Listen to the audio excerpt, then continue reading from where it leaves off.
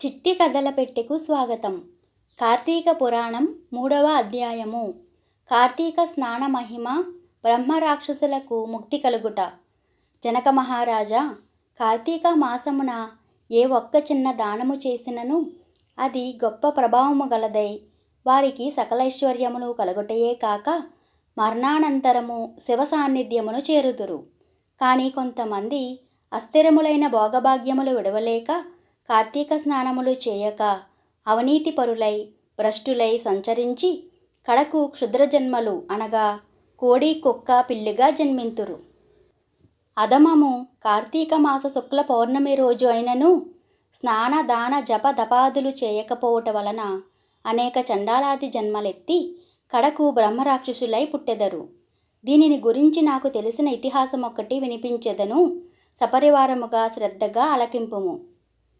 బ్రహ్మరాక్షసులకు ముక్తి కలుగుట. ఈ భారతఖండమందలి దక్షిణ ప్రాంతమున ఒకానొక గ్రామములో మహావిద్వాంసుడు, తపశ్శాలి, జ్ఞానశాలి, సత్యవాక్య పరిపాలకుడు అగు తత్వనిష్ఠుడు అను బ్రాహ్మణుడొకడుండెను. ఒకనాడ బ్రాహ్మణుడు తీర్థయాత్ర సక్తుడై అఖండ గోదావరికి బయలుదేరెను. ఈ తీర్థయాత్ర సమీపమున ఒక మహావట వృక్షంబుపై భయంకర ముఖములతోనూ దీర్ఘకేశములతోనూ బలిష్టంబులైన కోరలతోనూ నల్లని బాణపొట్టలతోనూ చూచువారికి అతి భయంకర రూపములతో ముగ్గురు బ్రహ్మరాక్షసులు నివసించుచు ఆ దారిన పోవు బాటసారులను బెదిరించి వారిని భక్షించుచు ఆ ప్రాంతమంతయు భయకంపితము చేయుచుండిరి. తీర్థయాత్రకై బయలుదేరి అఖండ గోదావరి పుణ్యక్షేత్రమున పితృదేవతలకు పిండ ప్రదానము చేయుటకు వచ్చుచున్న విప్రుడు ఆ వృక్షము చెంతకు చేరేసరికి యథాప్రకారము ఆ బ్రహ్మరాక్షసులు క్రిందకు దిగి అతనిని చంపబోవు సమయమున బ్రాహ్మణుడు ఆ భయంకర రూపములను చూచి గజగజా వణుకుచు ఏమియూ తోచక నారాయణ స్తోత్రం బిగ్గరగా పఠించుచు, ప్రభో, ఆర్తత్రాణపరాయణ, అనాథరక్షక, ఆపదలోనున్న గజేంద్రుని, నిండు సభలో అవమానాలు పొందుచున్న మహాసాధ్వి ద్రౌపదిని, బాలుడగు ప్రహ్లాదుని రక్షించిన విధముగానే ఈ పిశాచముల బారి నుండి నన్ను రక్షించు తండ్రి అని వేడుకొనగా ఆ ప్రార్థనలు విన్న బ్రహ్మరాక్షసులకు జ్ఞానోదయం కలిగి, మహానుభావా, మీ నోటి నుంచి వచ్చిన శ్రీమన్నారాయణ స్తుతి విని మాకు జ్ఞానోదయం అయినది, మమ్ము రక్షింపుము అని ప్రాధేయపడిరి. వారి మాటలకు విప్రుడు ధైర్యం తెచ్చుకుని, ఓయి, మీరెవరు? ఎందులకు మీకీ రాక్షస రూపములు కలిగెను? మీ వృత్తాంతము తెలుపుడు అని పలుకుగా వారు, విప్రపుంగవా, మీరు పూజ్యులు, ధర్మాత్ములు, వ్రతనిష్టాపరులు. మీ దర్శన భాగ్యము వలన మాకు పూర్వజన్మమందలి కొంత జ్ఞానము కలిగినది. ఇక నుండి మీకు మా వలన ఏ ఆపద కలగదు అని అభయమిచ్చి అందొక బ్రహ్మరాక్షసుడు తన వృత్తాంతము ఈ విధముగా చెప్పసాగెను. నాది ద్రవిడ దేశము. బ్రాహ్మణుడనైన నేను మహాపండితుడనని గర్వము కలవాడినై ఉంటిని. న్యాయాన్యాయ విచక్షణలు మాని పశువుగా ప్రవర్తించి తిని.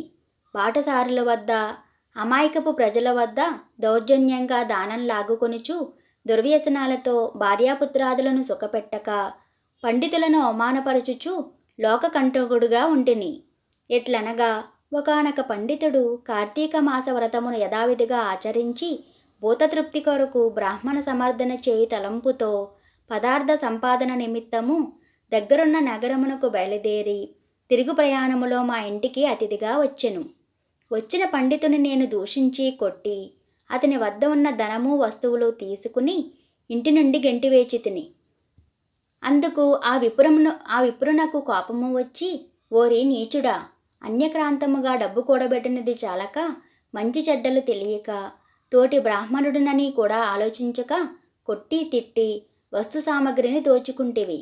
నీవు రాక్షసుడవై నరభక్షకుడవై నిర్మానుష్య ప్రదేశములలో నుందువుగాక అని శపించుటచే నాకీ రాక్షస స్వరూపము వచ్చినది. బ్రహ్మాస్త్రమునైనా తప్పించుకోవచ్చు గాని బ్రాహ్మణ శాపమును తప్పించలేము కదా. కాన నా అపరాధము క్షమించమని వారిని ప్రార్థించి తిని. అందులోకతడు దయతలచి, ఓయి, గోదావరి క్షేత్రమందొక వటవృక్షము కలదు.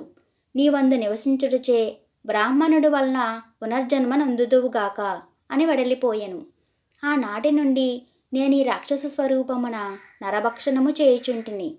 కాన ఓ విప్రోత్తమ, నన్ను నా కుటుంబము వారిని రక్షించమని మొదటి రాక్షసుడు తన వృత్తాంతమును ఈ విధంగా చెప్పెను.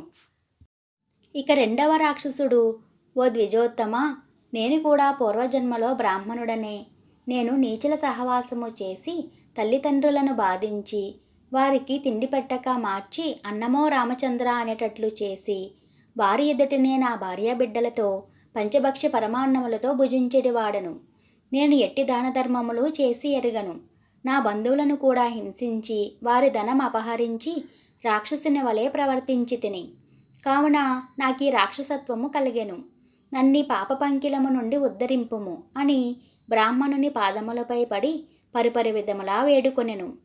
మూడవ రాక్షసుడు కూడా తన వృత్తాంతమును గురించి ఇటుల తెలియచేసెను. ఓ మహాశయ, నేనొక సంపన్న కుటుంబంలో పుట్టిన బ్రాహ్మణుడను. నేను విష్ణు ఆలయములో అర్చకునిగా ఉంటిని. స్నానమైనను చేయక కట్టుబట్టలతో దేవాలయంలో తిరుగుచుండెడి వాడను. భగవంతునికి ధూపదీప నైవేద్యములైనను అర్పించక భక్తులు కొని తెచ్చిన సంభావమును నా వంపుడు గత్తెకు అందచేయుచు మద్యం మాంసం సేవించుచు పాపకార్యములు చేసినందున నా మరణానంతరము ఈ రూపమును ధరించితిని. కావున నన్ను కూడా పాప విముక్తిని కావింపుము అని ప్రార్థించెను. ఓ జనక మహారాజా, తపోనిష్ఠుడగా విప్రుడు పిశాచముల దీనాలాపములు ఆలకించి, ఓ బ్రహ్మరాక్షసులారా, భయపడకండి. మీరు పూర్వజన్మలో చేసిన ఘోర పాపముల వల్ల మీకు ఈ రూపములు కలిగెను. నా వెంట రండు, మీకు విముక్తిని కలిగింతును అని వారిని ఓదార్చి తనతో తీసుకుని పోయి ఆ ముగ్గురి చేతన విముక్తి సంకల్పము చెప్పుకొని తానే స్వయముగా గోదావరిలో స్నానమాచరించి స్నాన పుణ్య ఫలమును ముగ్గురు బ్రహ్మరాక్షసులకు దారపోయగా వారి వారి రాక్షస రూపములు పోయి దివ్య రూపములు ధరించి వైకుంఠమున కేగిరి. కార్తీక మాసములో గోదావరి స్నానం ఆచరించినచో హరిహరాదులు సంతృప్తి నొంది వారికి సకల ఐశ్వర్యములు ప్రసాదిందురు. అందువలన ప్రయత్నించి అయినా సరే కార్తీక స్నానాలను ఆచరించాలి. స్కాంద పురాణంలోని వశిష్ఠ మహర్షి చెప్పిన కార్తీక మహత్యమునందలి 3వ అధ్యాయము 3వ రోజు పారాయణము సమాప్తము. నమస్కారం. ఇటువంటి మరిన్ని కథల కోసం మన ఛానల్ని సబ్స్క్రైబ్ చేసుకోండి. Thank you for watching.